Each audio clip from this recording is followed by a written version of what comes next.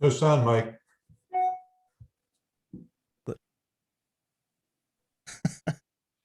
And I got off to such a strong start too.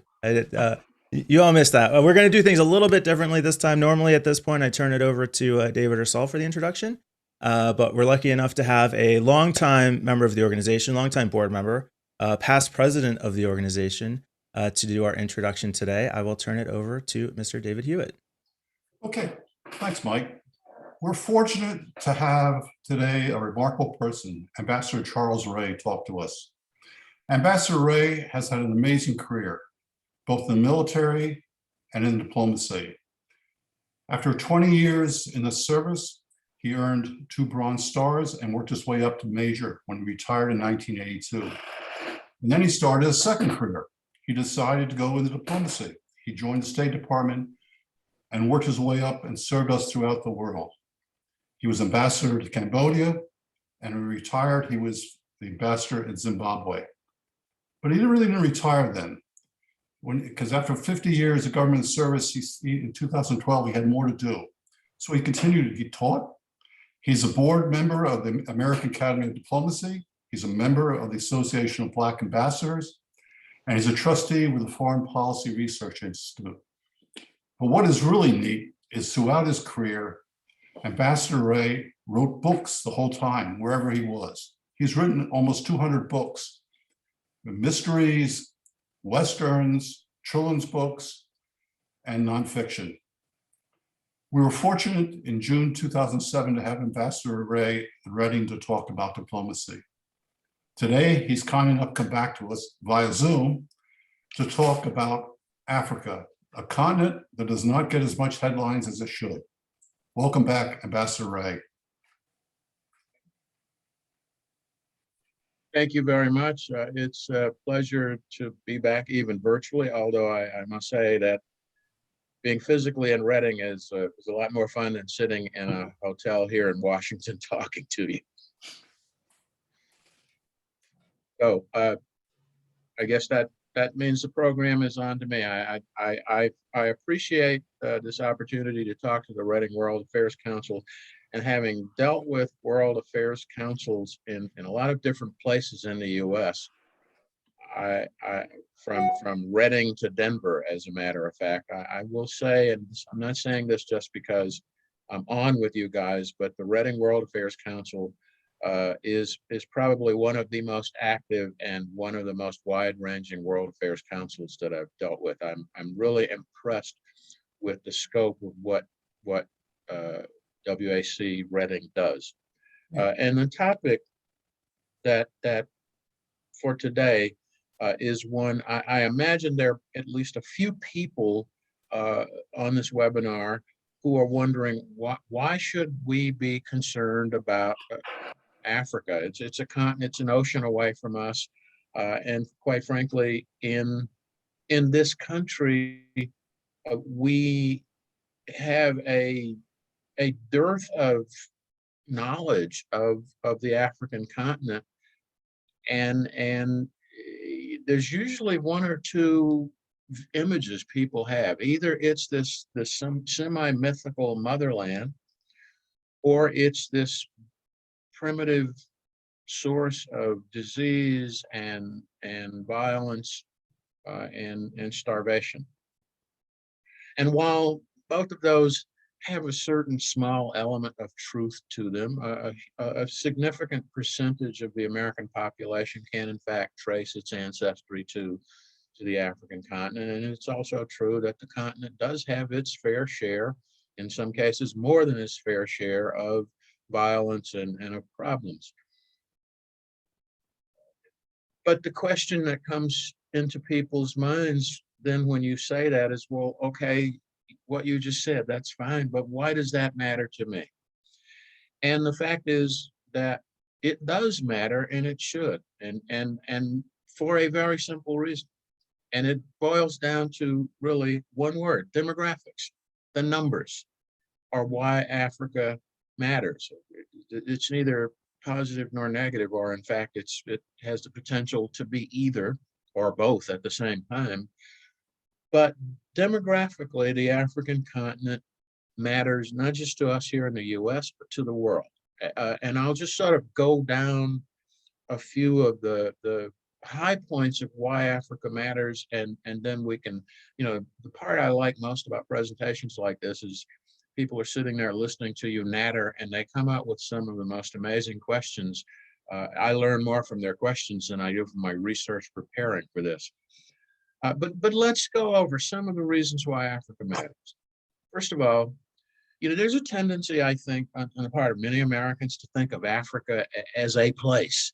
I'm going to Africa. Well, Africa is a continent of 50 plus countries. It's not a country, it's a continent. And so there is no entity called Africa other than the outline on the map of the African continent, which, by the way, is the second largest continent on the planet, despite the fact that many maps show it as much smaller than it actually is. It's a physical place of diversity of hundreds of races and languages and cultures, and not just an idea.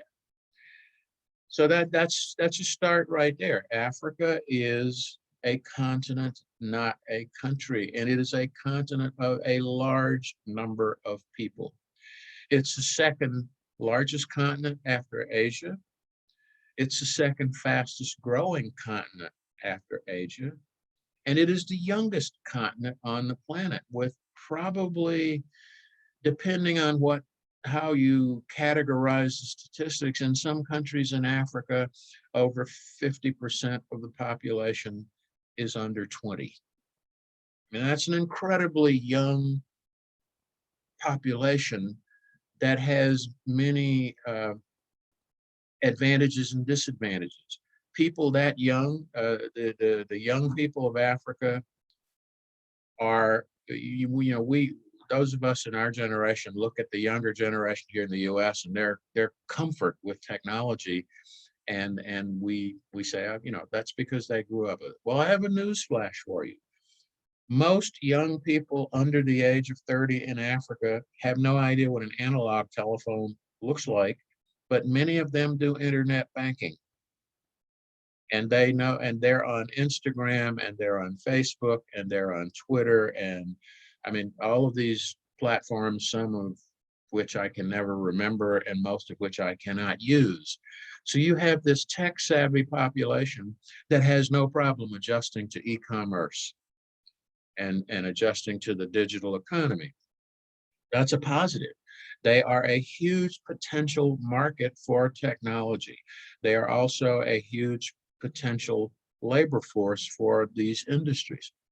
On the other hand, they are a huge potential source of recruits for extremist and terrorist groups if something is not done to provide for them economically, that they have jobs to give them an adequate standard of living. So again, every coin has two sides. The fact that Africa is so young, and by the way, getting younger, by the end of this century, 1 in every 5 babies born on Earth will have been born in Africa. You wrap your minds around the number of people we're talking about. That's how much population is being added to the continent on a daily basis. The country of Nigeria, which is the largest country in Africa, by 2035, I believe, will have a population of 1 billion. It already has a population that I think is either right on the tails of or has surpassed the population of the United States. By 2050, Africa will have 14 to 17 cities with populations of 1 million or more.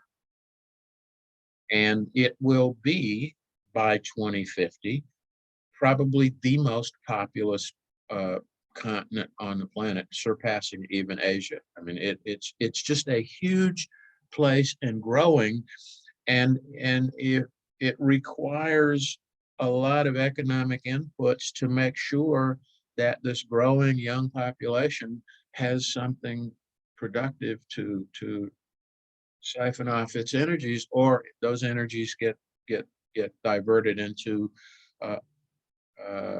bad things. So you've got those numbers. When I first became involved in Africa, which was back in 1993, when I was the #2 in our embassy in Sierra Leone, 80% of Africa was rural. That number has been decreasing almost exponentially ever since, and the pace of urbanization of the African continent is moving faster than it is in any other continent in the world, so that by 2050, the bulk of Africa's population will be living in cities, and that creates both a plus and a minus. A plus is that's an incredibly large potential market for goods and services, but it is also a large potential source of instability and violence if things like critical infrastructure, education, health, and transportation, and so forth are not provided for them. So we need to be aware of this looking forward, because this means, if you have a continent that's that large, that populous, and growing that fast, and it has issues that cause people to relocate, to use a euphemistic term, it impacts the rest of the world. If there's violence in Africa and people flee to the Mediterranean, Europe, and other parts of Europe, there's a saying I heard actually at my Foreign Policy Research Institute conference the other day. When Africa catches a cold, Europe sneezes. And when Europe sneezes, the US gets the sniffles. So, these are issues that cause Africa to matter, whether we like it or not. And this is the sort of under the foundation of my thesis of why Africa matters. It doesn't matter what we think about it or what we choose to do. Africa will impact us. The question is, will it impact us positively or negatively? And we have to go forward understanding that. Another number that's important, I mentioned Africa has 50 plus countries. That is an incredibly large voting bloc in the United Nations General Assembly. And if the countries of Africa ever decide to get together in the UN and vote as a bloc, guess what? They will be the biggest voting bloc in the UN. That has an impact on the rest of the world. I mean, sure, the Security Council does a lot, but the General Assembly, if a group can dominate the General Assembly, eventually it can have significant influence over the total direction that the UN goes. I mentioned the economic impact, the population, the youth of the population, their comfort and familiarity with technology. Another place where Africa really matters, and this is one that I actually spend a lot of time thinking about, because it's one that in many conferences I've been in over the last 3 or 4 years, gets absolutely almost zero notice, and that is Africa's impact on climate change. The continent of Africa is currently the one that is most negatively affected by climate change, but it is also the one that has the most potential to have an impact on global climate change, and I'll explain why. Everyone knows about the Amazon rainforest and its importance as a carbon sink that is absorbing carbon dioxide from the air and emitting oxygen. The Congo rainforest, the Congo Delta rainforest, which actually runs through, I think, about 5 or 6 countries on the west coast of Africa, is the second largest rainforest on the planet, making it the second largest carbon sink. That in itself is significant, but to add to that significance, recently it's been discovered that the Amazon rainforest is emitting more carbon dioxide than it's absorbing. Emitting more carbon dioxide than it's absorbing, which has almost negated its effectiveness as a carbon sink. What does that mean for the world? Well, if the Congo rainforest, which is also currently under threat from farming and from deforestation, if it goes the way the Amazon rainforest has gone, we're going to start to see significant and noticeable rises in global average temperature, which could unchecked lead to a situation that makes the globe practically uninhabitable. I mean, that sounds like hyperbole, but it's not. If we don't have some way of reducing the carbon dioxide content in the air, the carbon dioxide creates heat, and rising heat leads to more droughts. In some places, more floods in others, leads to more frequent and more serious hurricanes, typhoons, and other marine turbulence. And the higher temperature also exacerbates diseases. And so, you know, we need to think about this. I mean, this could be the thing that saves life on the planet or contributes to its demise. We need to be aware of this, and we need to be thinking how we, as the outside world, can work with the countries of Africa to prevent this from happening.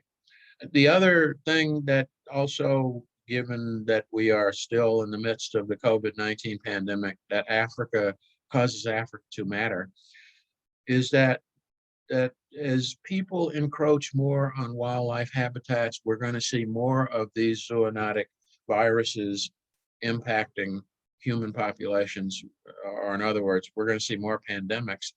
And given the situation in places like the Congo Basin and other parts of tropical West Africa, COVID-19, as bad as it is, could be a cakewalk compared to a virus that's, say, as transmissible as COVID-19, but as lethal as Ebola. I mean, imagine if COVID-19 had the lethality of the Ebola virus, what we would be looking at now. And unless we take action to monitor and mitigate these human-animal interfaces and viral transmissions, we're just going to be going through these cycles of pandemic after pandemic, and that, again, that keeps me awake at night. Frankly, it's a frightening thing to contemplate. So you know, those are the sort of demographic issues.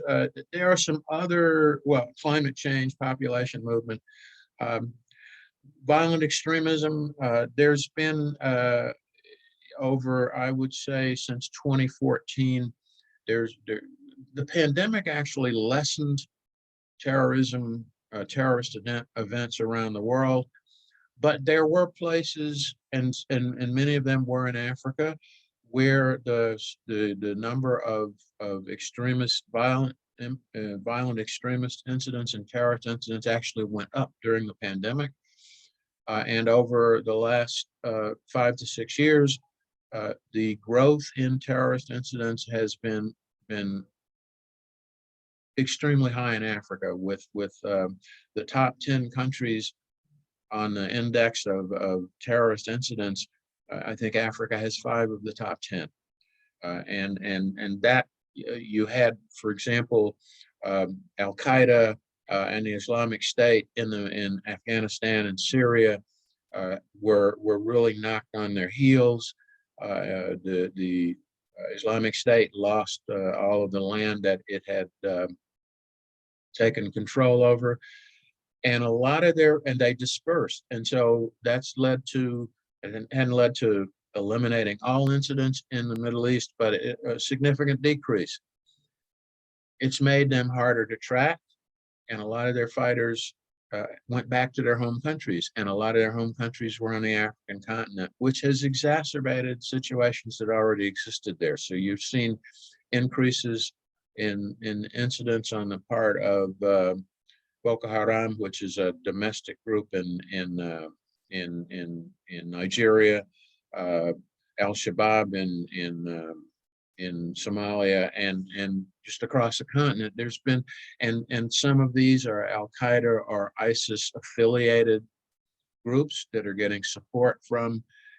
These are things that we have to keep an eye on and figure ways to help the countries on the continent bring it under control before we have another situation like the Taliban in Afghanistan becoming sort of a safe haven for international terrorist groups. And as I said, the climate change, that we really need to work with the African countries as a partner, not a patron, to figure a way to survive, to reverse climate change.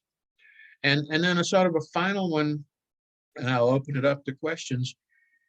Superpower competition. Africa, for some reason, has always been sort of the epicenter for superpower competition. It's been, our proxy war. We fought a lot of proxy wars there during the Cold War with the Soviet Union. You had Cuban troops there fighting in.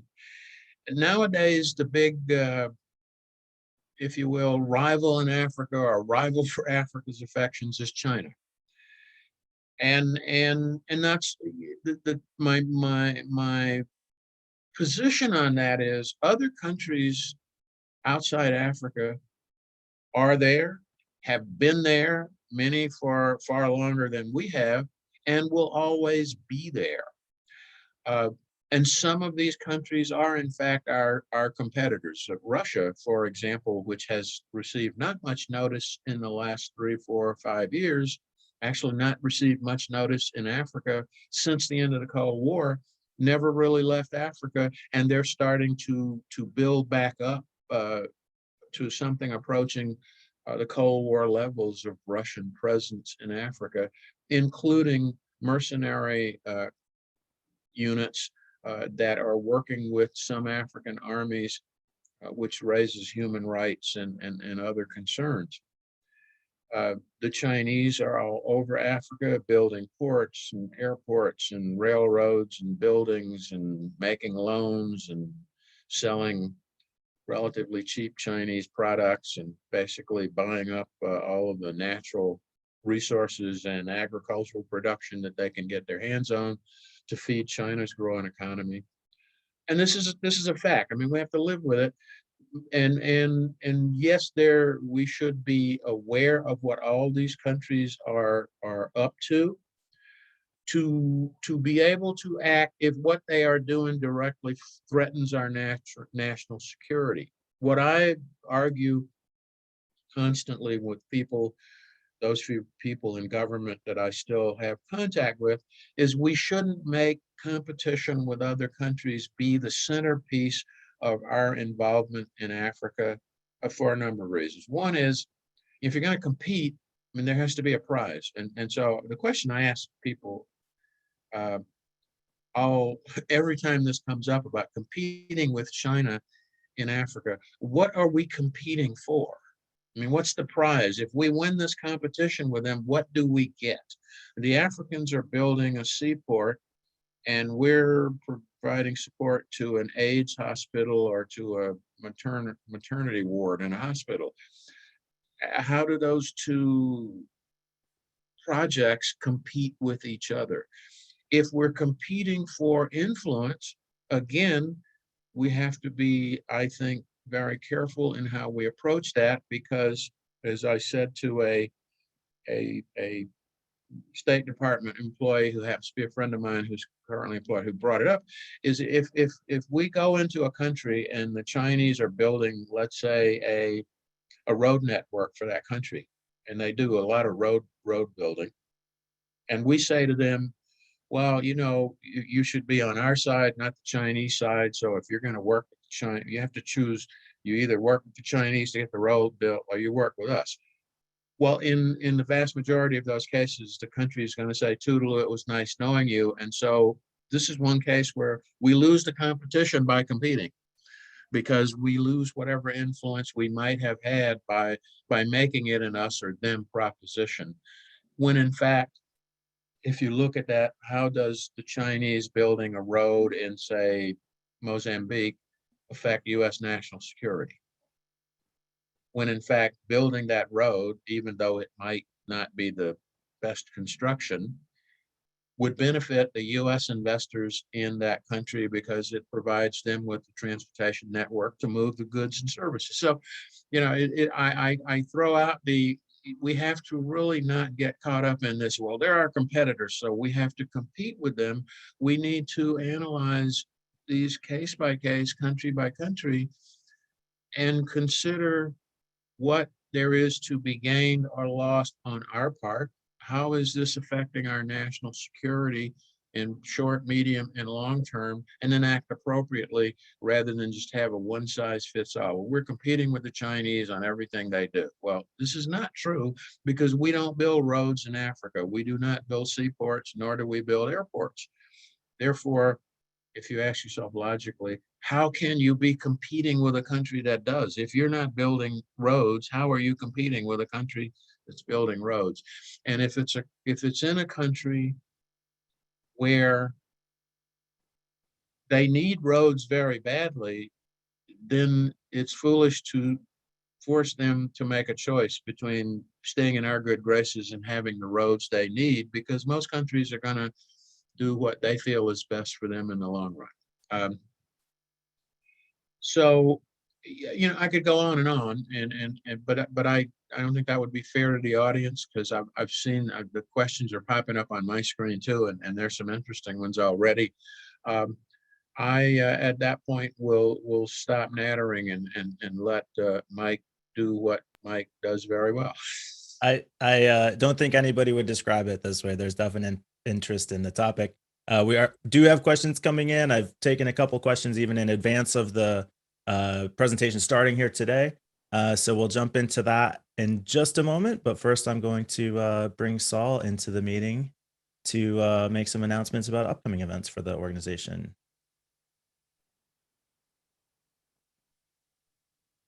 Thank you, Mike. Thank you, Ambassador. And before I even do that, those announcements, we want to really underscore our appreciation for you being with us.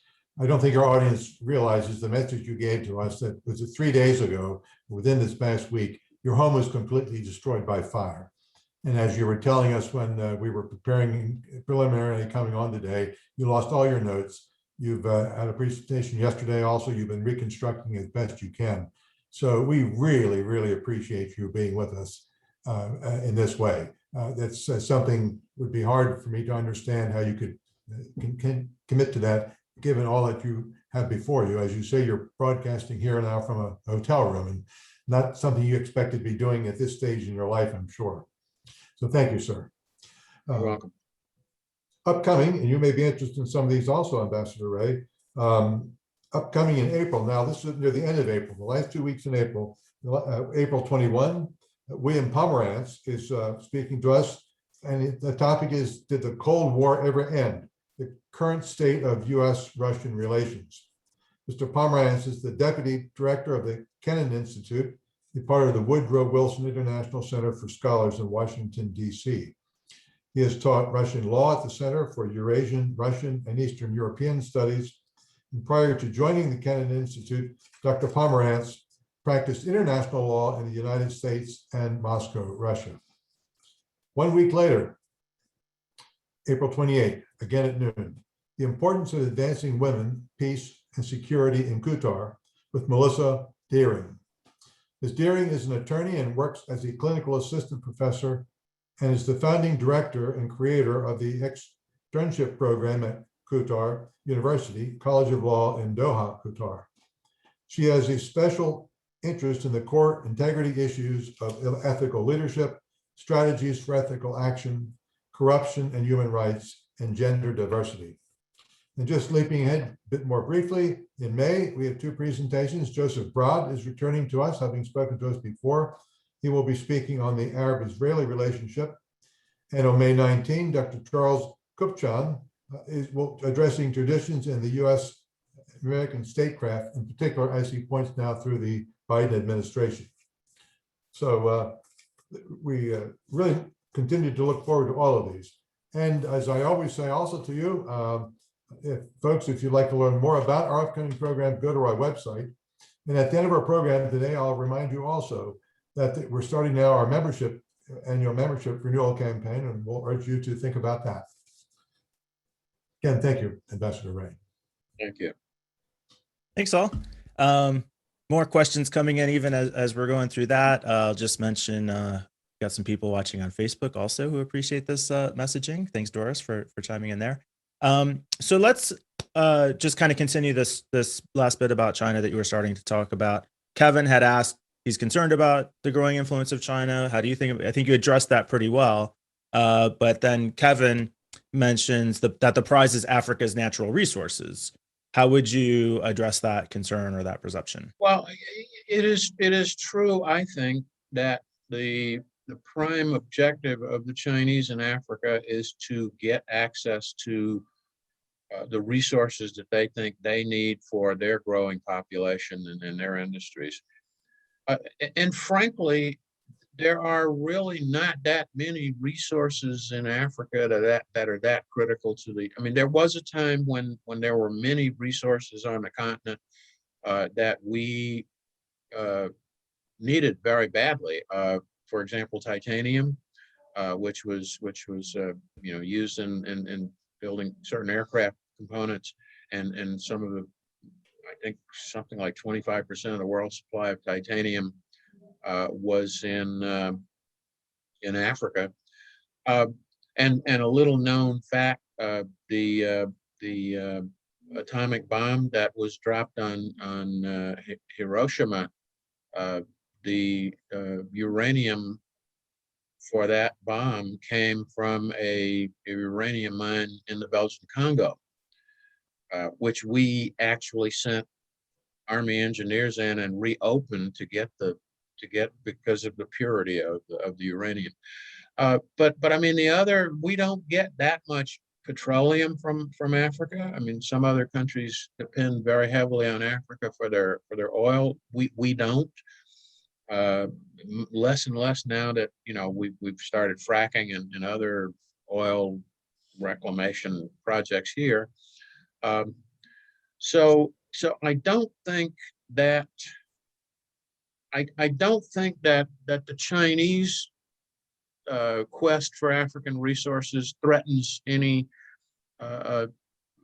U.S. in terms of, because almost every resource we get from Africa, we also get from other places, and in many cases, there's enough to go around, and I think, and this is where I say this, you lose the competition by competing.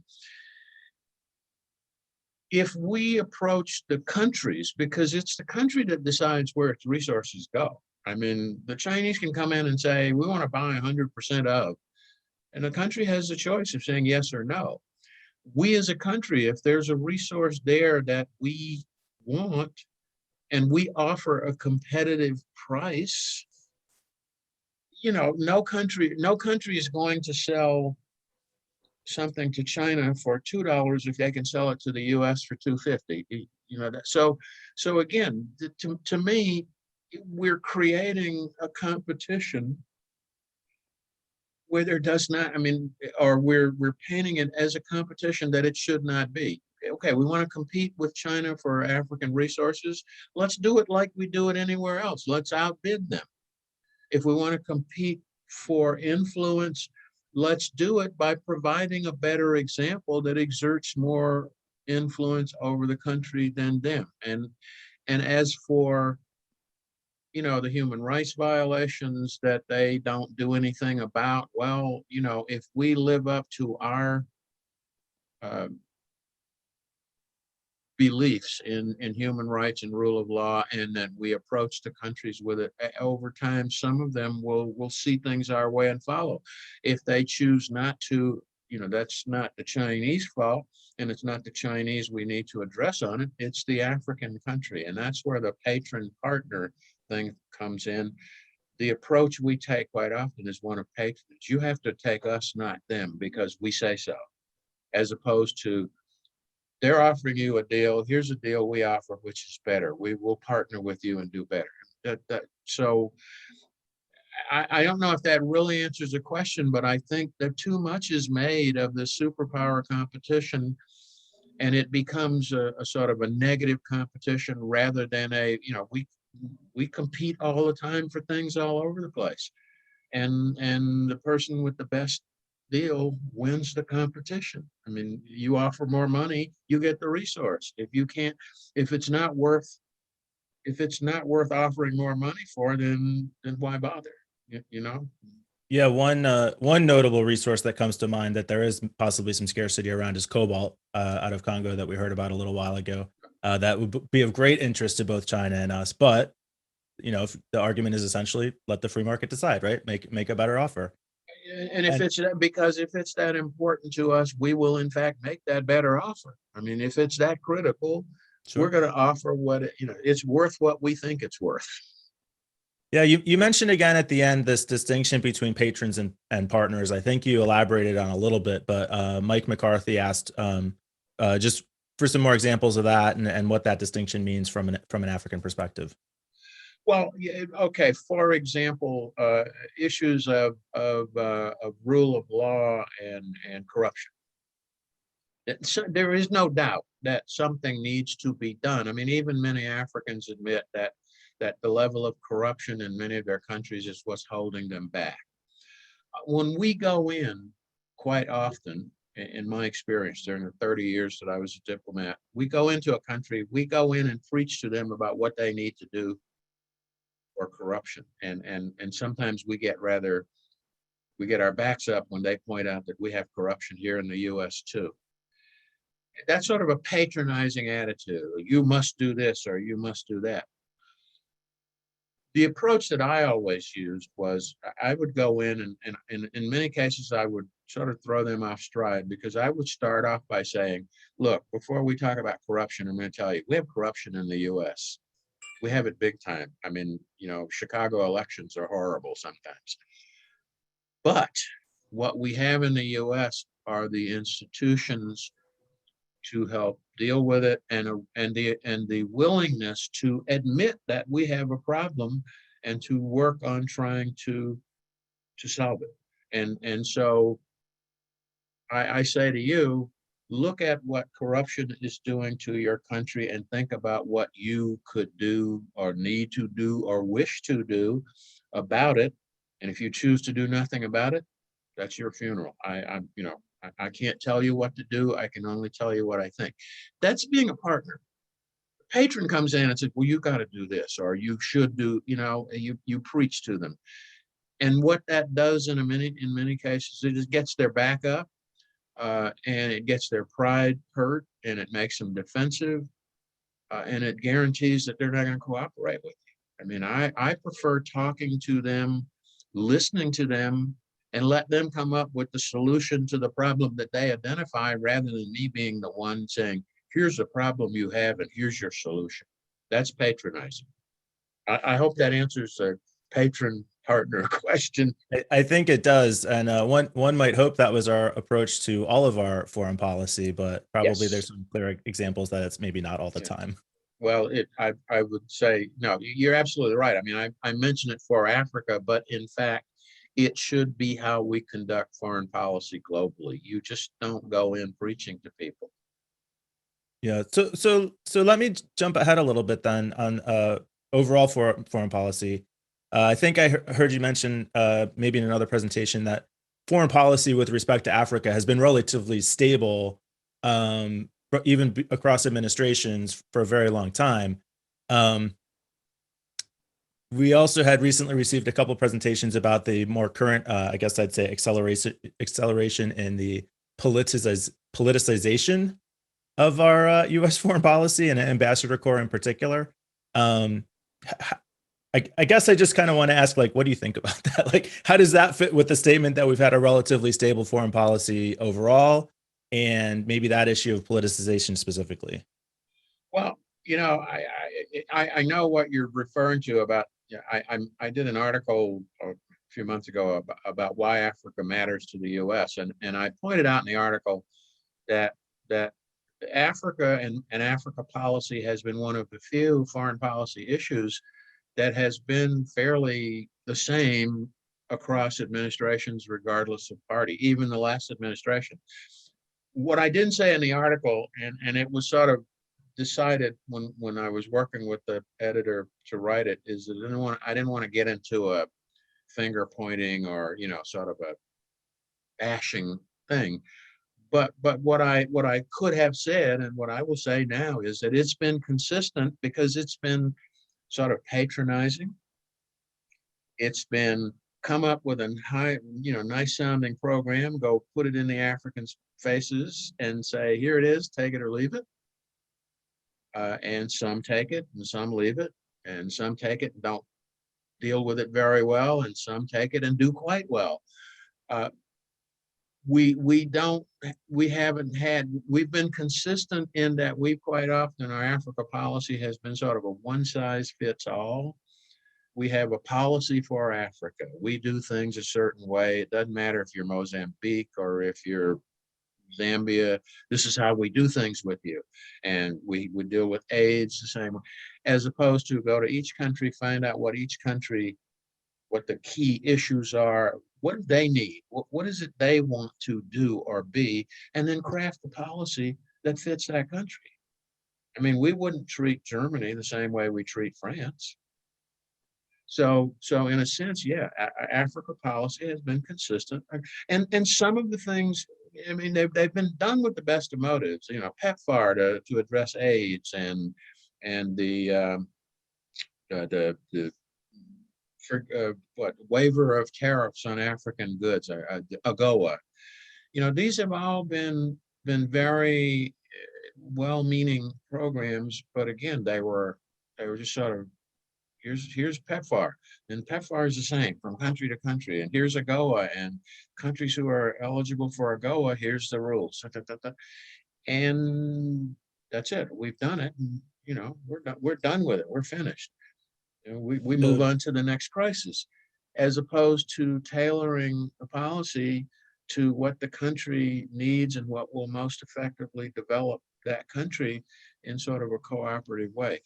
And we do this, by the way, we do this in other parts of the world as well. And I'm not saying that we just do this in Africa, but so we, and the politicization, it's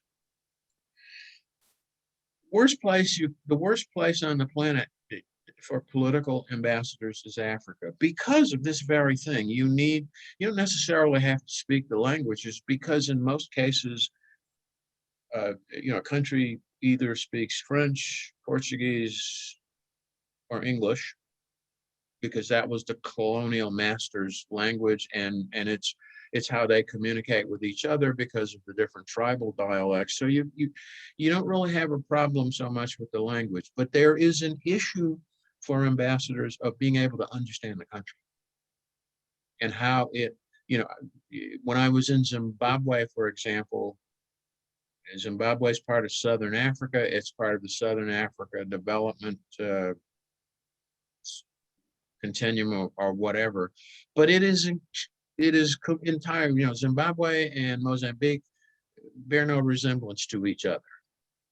And so what works in Zimbabwe will fall flat in Mozambique and vice versa. And you can't compare Zimbabwe to South Africa, Botswana, or Zambia, or Malawi. So we need to have people who can go in and who can learn the country and learn its culture and its history and how to communicate effectively with the opinion leaders, with the government, with the population of that country, in a way to move American foreign policy interests forward. At the same time, you're helping the country to move itself forward. And I'm hoping, I mean, I know that political ambassadors are hardwired into American DNA. I mean, we didn't have career ambassadors until 1924. Okay, a few people know that. In fact, we didn't have ambassadors until 1890 something. It was the first ambassador we sent abroad. But we had all political appointees and political, you know, what do you call them? special interest groups, I mean, politically connected people until 1924, when the U.S. Foreign Service was created by congressional statute.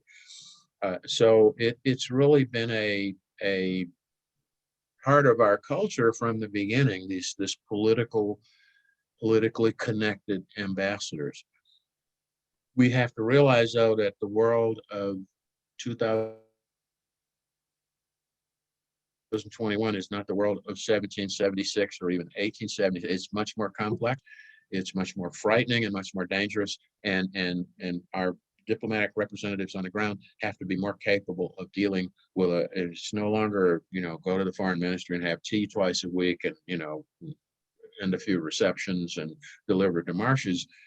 You're, as an ambassador in almost any country in the world, you're dealing with 2 or 3 crises a month that no one ever told you about. I mean, you're dealing with 2 or 3 that were totally unanticipated, that have to get added to the list of 5 or 10 that you knew about going in, that you have to deal with. And despite technology and the ability to communicate instantly with Washington, being able to make on-the-spot decisions on the ground is still very important in diplomacy.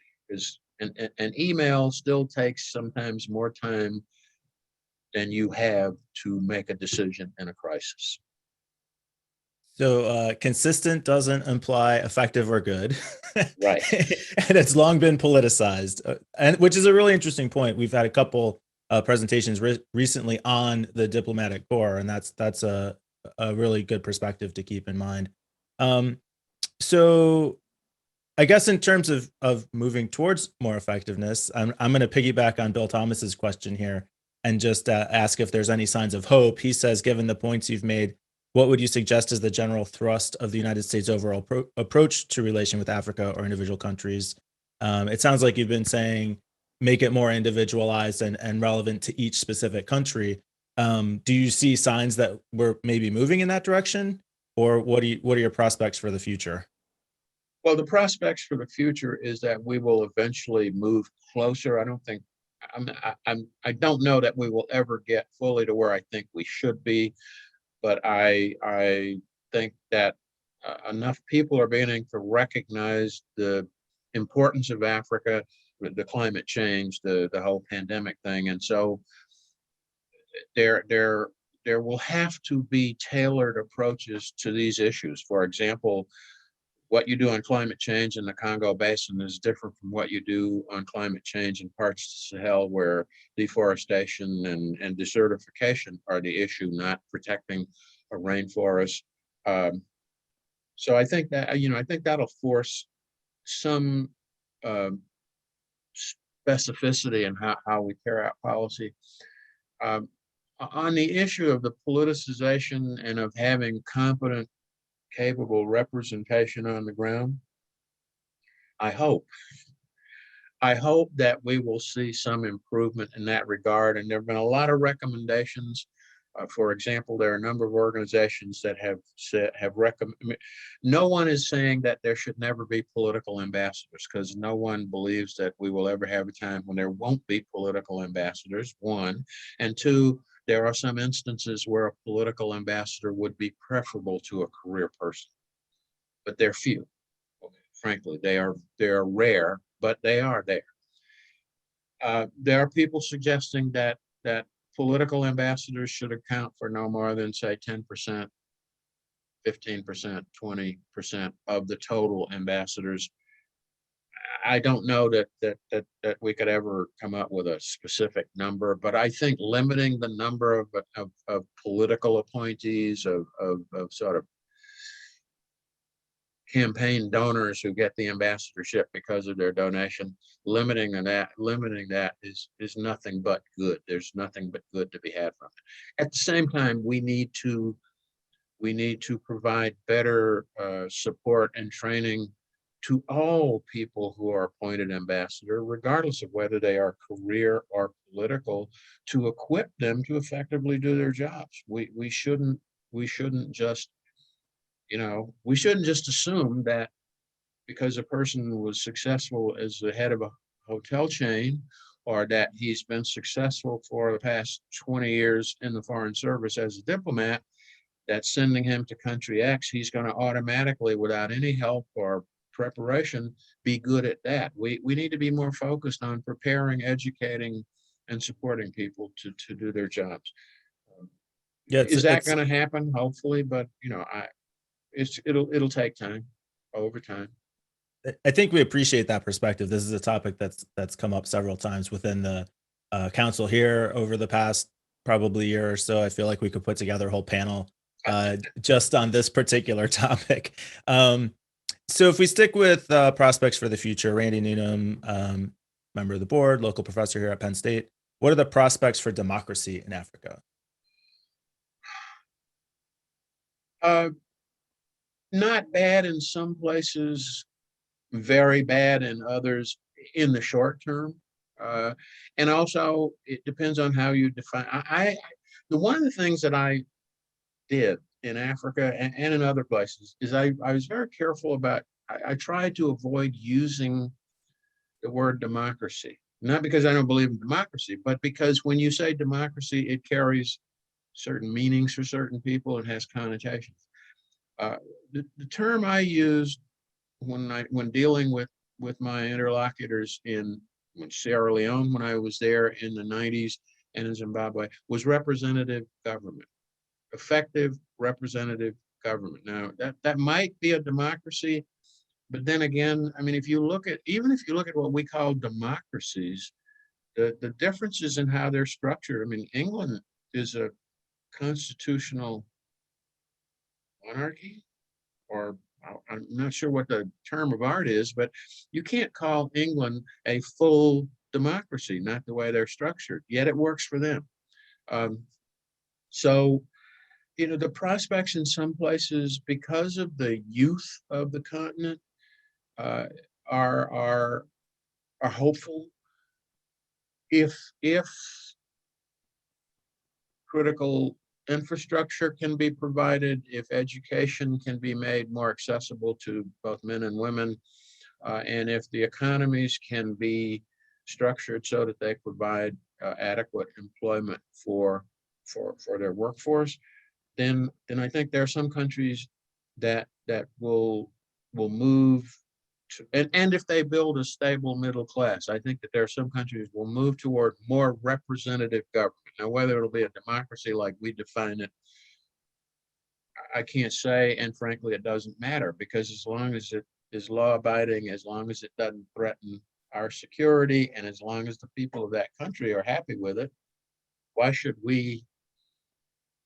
it matter to us what a country calls itself if it's being cooperative and it's a productive part of the world community? If the people of the country are happy with having whatever type government they have, then we shouldn't be unhappy about it. We should focus on trying to make ours work better for our people. Yeah, a more pragmatic approach to the results rather than what it's called and Yeah. how they choose to implement it specifically. You're okay we're approaching 1 o'clock here. You're okay for time for a few more questions? Yeah, sure. Okay. So a little surge of questions about Congo here. So Peter Sheridan asked about coltan mining. I think I might have confused coltan and cobalt earlier in our discussion, or maybe they're both coming out of Congo. But he references the violence and difficult conditions coming out of the mining efforts. And then Dr. Tom Blakely also just kind of asked for an update. He says they lived, research, and did rural development there. So conditions in Congo, and then maybe with respect to the mining activities. Well, I don't really know a lot about the mining activities in the Congo that I'm familiar with are in the area of I've forgotten the name of the mine, but it was the big uranium mine in the Congo, belonged to the Belgian Congo, that we got the uranium for our bombs from, and it was closed. But apparently but we've been apparently keeping an eye on it ever since, because there have been reports of the North Koreans and I think the Iranians trying to source uranium from that mine. And there are people, residents of the area, who go in, individuals who go in and actually do, do excavations to get uranium, risking their health. There are cases of radiation poisoning, and it's illegal because the mine is closed, but unfortunately the mineral is not that far below the surface, and so people can, it's like the artisanal diamonds, they see a chance to make money and they do it. This is an issue that, and I would assume that's, some of the other issues on mining there, the illegal mining or labor conditions for miners need to be addressed, but we need to find a way to help the country address it. I mean, I don't think we outsiders can go in and settle that problem, but we can try to facilitate or be facilitators for the country solving it. And that's, I mean, because it's not just mining in the Congo. I mean, you have diamond mining in many parts of Africa, West Africa. When I was in Zimbabwe, they found a large deposit of diamonds in an area in the country, and I think they're still fighting over who controls it, and, what type of mining they use to get to it. And these are issues, but these are issues that these countries are going to have to develop solutions to, with our help perhaps, but we can't go in and solve the problem for them. I mean, what are we going to do? Go in and occupy the country and, run their mines for them? I don't think so. So we have to come up with a practical, workable way to address this issue with them to help them solve it. We can't solve it for them. Yeah, really reinforcing that idea of partner versus patron, and a touch of lead by example in there, not to go in and not be directive. So there's a question. You used the word occupation in passing. There's a question about the U.S. peacekeeping force in Africa. Not to imply that they're the same thing, but I think it's kind of also in the context of Tigray, Nigeria, Ethiopia. So instead of getting too deep in that here, I will mention that you did a great presentation with board panel discussion yesterday for the FPRI. So anybody who really wants to go deep on Tigray, Ethiopia, definitely check out that presentation. You can find it on their YouTube channel, panel discussion moderated by the ambassador here. So check that out. But to Blair's question, Blair Seitz asks about the U.S. Supporting Africa. So supporting Africa's peacekeeping force, I guess, maybe not our own force in there. Yeah, so no, because we don't, softer on the as occupation far as I know, we don't have any U.S. troops participating in peacekeeping force. And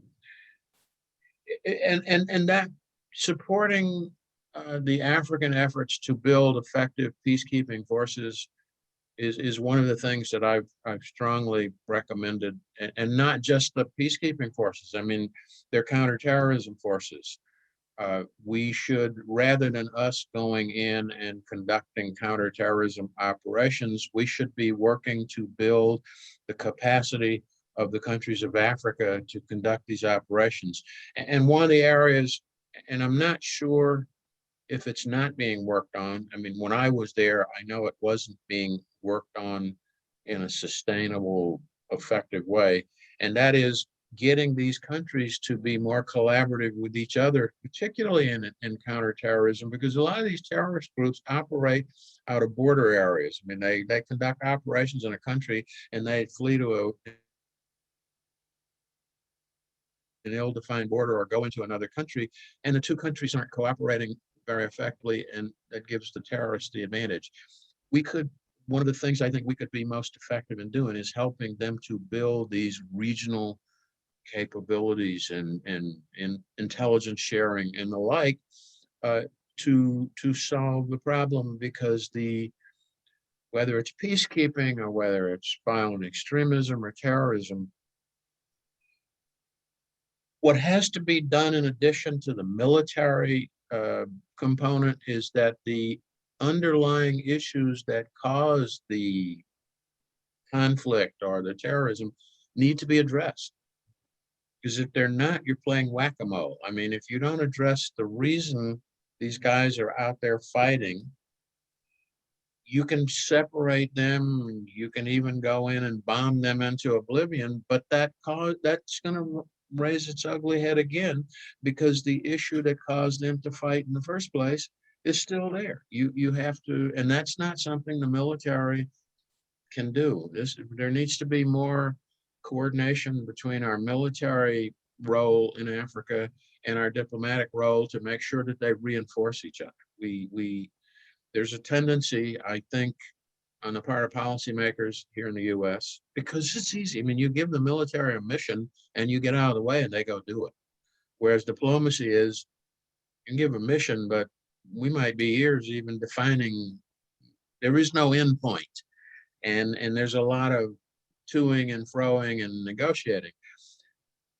And that's the nature of the two. So what we need to do is figure out, how do you integrate the military mission-oriented mindset into the long haul, long-term, ongoing diplomacy, so that the two don't conflict with each other or cause each other to be failures, as opposed to, we got a problem, send in the military, they'll go in, blow up a few things, and it's solved. It's not.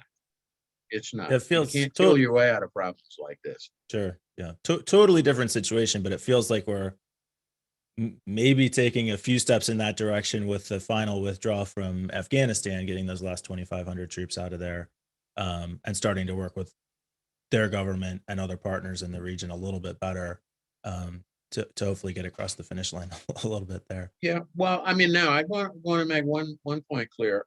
When I argue against certain military involvements, I'm not arguing against the military presence. And that there's a difference. And I think sometimes people miss that. There's a lot of things that military boots on the ground in Africa in particular can do to make things better. One of the things I don't recommend is that we put combat troops on the ground to actually go hunt people down or do fighting. There are enough African soldiers to do that, and it's their country, therefore it's appropriate that they be the ones. However, having training forces, having people helping them to put together what they need, there needs to be more of that. I mean, we used to, I don't know if we still do. When I was in Africa in the 1990s, we had a program called West Africa Training Cruises, where the U.S. Coast Guard primarily, although the Navy did too, did cruises with their vessels up and down the west coast of Africa, and they would take members of the navies of the countries on the coast with them on board, and they would conduct training exercises while underway. And it had a number of advantages. It provided technical training to these individuals, but it also, one of the things that I found from talking to some of them afterwards, it really did a lot in helping them understand the need for a professional, non-political military. And wow, were they often impressed by the skill and authority of enlisted and non-commissioned officers in the U.S. military. Because many of these, the military, if you're not an officer, you just follow orders. And if you've got that kind of army, it's not going to be very effective for very long. And putting our young sergeants and young bosun's mates and other ratings on the ground, working with these countries and training them, just the benefits are enormous. I mean, they get these skills, but they also get this mindset. They see it's the best advertisement for democracy and for military non-involvement in politics in the world. And again, partner, not patron. And so, we're partnering, we're not being patrons. Yes. So I have probably like 4 big questions still on the board. I think probably try to get maybe 1 or maybe 2 in yet. But I'll get a little bit selective here with these last couple. So I guess for me personally, I wanted to go back to the global warming issue, and you talked about how they both are going to be possibly among the most affected, but also in a position to have the biggest impact. I think, and you phrased that the Earth I don't remember if this is your exact word, but essentially that the earth would become unlivable if we don't address this. And I think that's true. um, but also there's just this tremendous inertia around dealing with these issues. And my sense is it's due to short-term economic interests, and potentially that politically it's more fun to make fun of windmills than to make proposals for real solutions. What do you see as a potential path forward, not to solve the issue, but to get people to even take the issue seriously? Well, no, you make an excellent point, and one that I had a long discussion with some people on a few months ago. Climate change, you have some of us who follow the science and who have no problem believing in climate change. You have a lot of people who have a big problem believing in climate change. You have an even larger number of people who they don't necessarily disbelieve it, but they are so focused on I've got to survive the here and now, and that's maybe 3-4 generations down the road. I can't deal with that now. I've got to feed my family, and I understand that. And so what I've been saying to people is what we need to do. People have to eat. People have to make a living. And what we need to start doing is the people who are training people how to make a living shouldn't be separate from the people who are trying to save the environment. They need to get together and figure a way to help people make a living without destroying the environment. And I mean, I hate to say it, it sounds like I'm saying it's that simple. But you know what? It's really that simple, because if they're focusing on making a living and you're teaching them how to do it without destroying the environment, guess what? They're saving the environment, even though it's not called saving the environment. And that, I think, is that's really, to me, the answer to the question. Let's quit trying to beat people into you got to believe in climate change. No. Let's start saying you got to learn to make a living. And you know what? Here's a practical reason. You want to use these methods of agriculture, not because of climate change, but because you don't want to destroy the soil, because you need it to grow a crop next year. You want to feed your family this year, next year, the year after that. And so when you put it that way, you get away from this political sensitivity of climate change. It's feed your family year after year after year. You don't want your family to starve. If you destroy the soil, they don't even use terms that even sound like you're talking climate change. Destroy the soil, take all the nutrients out of the soil, you can't grow a crop next year. Well, if you can't grow a crop, you can't eat. And I think if you approach that, it's not long term. You're talking about the here and now.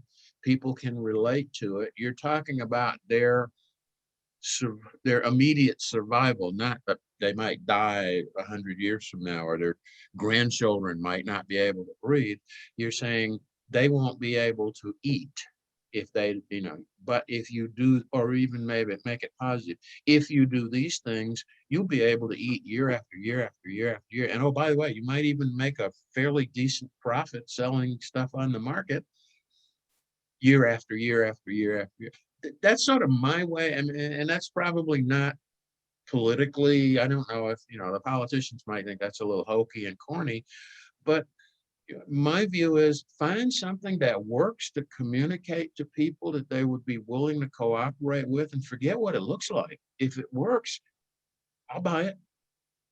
Yeah, I've even thought that for myself personally. If electric cars are more environmentally friendly, then I think like, oh, maybe I should drive a more environmentally friendly car. But I like driving a gas engine car. That's fun. I like my car. I don't want to give it They're up. also more convenient. Yeah. And Yeah. so, yeah. But if Yeah. you can show me that, if I drive an electric car, I'll save $1,000 a year. Yeah. You know what? I just might go out and buy one. Sure. And maybe get and you access to don't have that. to tell me I'm saving the environment. I'm saving money, and I'm saving the environment. Yeah. Good approach. No, but no, that's my point. And this goes back to, again, what I said about having a policy for the countries that fit the countries. We need to have policies for people that people can identify with, that communicate to their needs and their immediate needs, as well as their long-term needs, and that they can comfortably buy into, instead of insisting that, well, you have to believe in climate change or you have to save the environment. And their answer is going to be back, no, I don't. Well, it's too big a problem. But you have to eat if you want to live. Dude, it's hard to argue with that. And so if you agree with that, we could try this way and you can eat and live for a lot longer.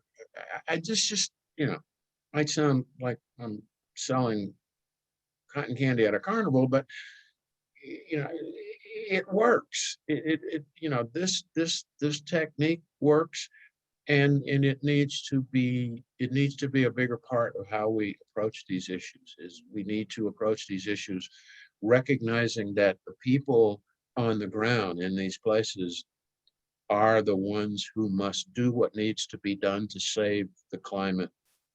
And if we don't communicate, if they're tuning out our argument, we're not accomplishing anything. So Totally my agreed. 2 cents worth. Totally agreed. Well, I'll ask one last question. We've got a good chunk of our audience hang around all the way to the end here. You've hung around. I appreciate that. Thanks for sticking with us today. I think the last question I'm going to ask is, before we started, David, who introduced you, had mentioned that we have a lot of student attendance normally, or maybe somebody mentioned that we normally have a lot of students. We have several of the advisors from the local universities to their world affairs clubs at the universities. Lots of student involvement. So what advice would you give to someone who is interested in a career in diplomacy? First of all, don't lose that interest, because it's very important. I mean, and I think if there's one positive thing out of the pandemic, it's been the importance of international connections. I mean, the relationships between and among countries. This pandemic has shown just how important, just how critical they are. But I would say to a youngster wanting to be involved in international affairs, read widely, get to know the world around you. I mean, if you're a specialist and you want to be, you want to focus on international economics, that's fine. But in addition to whatever your specialty is, become a well-rounded, broadly educated person. You really, in addition to your specialty, you really should learn a lot about everything, because diplomacy is just so, you never know when you go into a situation in diplomacy what you're gonna, well, I'll give an example, and I think it might help put it in perspective. When I went to Zimbabwe, we were not on the best of terms with the then president, Robert Mugabe. I mean, he thought the US had betrayed him when they sided with the Brits after he basically started taking people's land violently. But I managed to get him to communicate with him. And how I did it is we would sometimes, I actually had more meetings with him during my 3-year tour than my 3 immediate predecessors had combined for all their 3-year tour. So, I mean, I had more meetings with Mugabe in 3 years than my 3 predecessors did in 9 years. And someone said he liked talking to me. Why? Well, because we would talk business. I mean, we would talk issues. But at least half of every conversation I had with him would be on subject. We spent once almost 40 minutes in a meeting talking about 2 things. One, we talked about our grandmothers, because he was very fond of his grandmother and my grandmother raised me. So we were comparing notes on grandmothers. That was for about 30 of the 40 minutes. And then we spent 10 minutes talking about the relative merits of original recipe or crispy Kentucky Fried Chicken. I mean, and I remember one conversation I had, we spent almost half an hour, close to 45 minutes, talking about why we had so many wildfires in the Western United States, what caused that. Because he wanted to know. He'd seen it on some news show and he was curious. And I had to sit there and describe, how wildfires get started and why they spread. So you never know in diplomacy when you need to establish a relationship with someone to get something done. What you need to be able to read the audience and modify your shtick, if you will, to communicate effectively with that audience. So learn widely, read everything. Read widely, have a very wide range of interests. The more well-rounded, the broader you are, the more effective you are in actually getting whatever your specialty is done. You can be the greatest economist in the world, but if people won't talk to you, you don't get much done. Excellent. Ambassador Ray, thank you so much for joining us today. This has been an engaging and interesting and really enjoyable conversation for me. And I'm going to, speak on behalf of the audience. And I'm very grateful to have the chance to speak with you today. I will bring Saul back in for the first time, the president of the World Affairs Council, Dr. Saul Lausch, for, you did some announcements in between. Final word, Saul. Okay. Well, yes, thank you, Ambassador Ray. And as a quick aside, if you will quietly communicate to Mike or to David Bean an address, we have a small gift for you, representative of our local Pennsylvania German heritage, and done by a local artisan. We want to send that to you, so if you could quietly send that our way, we'd like to do that. We know you're going to be searching for a home, but we would like that. So thank you very much, sir. And may I just reflect also, we're of the same generation. I think you may be someone we could call upon sometime to talk about the Cold War and the domino effect and how that so much came from that. I'm just reading a book with President Eisenhower now, who's briefing to President Kennedy incoming was that Laos was the most significant topic he will be facing. All of that came about. It seems to me you have with 50 years, one way or the other in this whole arena, a valuable perspective for us. So perhaps we can call upon you sometime for that. Well, I'd be happy to. I grew up during the Cold War. In fact, you might say that the Cold War was born about 4 years after me and died long before I did. So I think I'd love to do it now. Well, thank you, sir. Thank you. As always, we urge our membership, go to our website, look at our website. Lots for you to learn there, and you see how we're involved in a number of different things, and especially with the young people. And as I noted when I was speaking earlier, we are urging everyone who's interested, join us, become a member. And our website gives you direction for that. Support us so that we can continue programs going forward. Sometimes our presenters come very cheaply. Thank you, Ambassador Ray. But infrastructure and everything else does cost money, even to set a program like this. So again, thank you, sir. And we thank all of our audience for being with us. Thank you very much for having me.